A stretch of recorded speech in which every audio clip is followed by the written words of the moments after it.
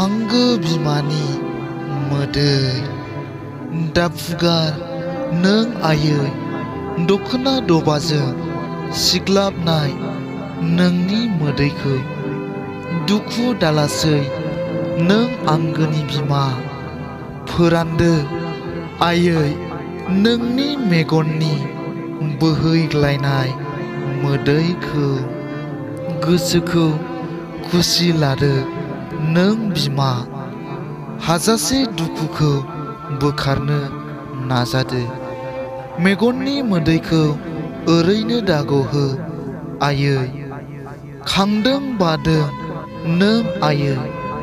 आंखौ दुखु सहायनानैब्लाबो गावनि खस्थ'खौ सहायथाबनानै नायदिंदोंमोन आंखौ फोरोंदों नों आयै आंखौ बर' हारिनि राव हारिमु गाननाय जोमनाय आरो होबोगासिनो दङ नों बिमा नोंनि बिखानि गोथार अननायखौ माब्लाबा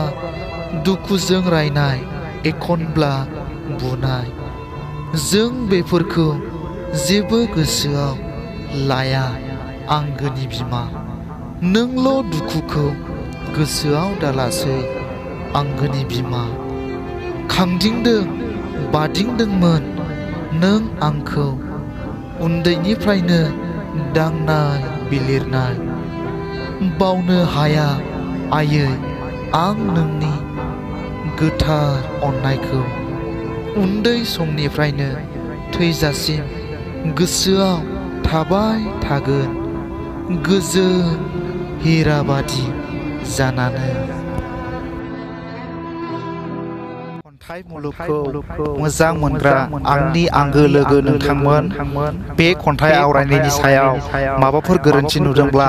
आसि दिन्थिनानै कमेन्टआव खोन्थाहर आरो मोजां मोनदोंब्ला आंनि इउटिउब चेनेलखौ साबस्क्राइब खालाम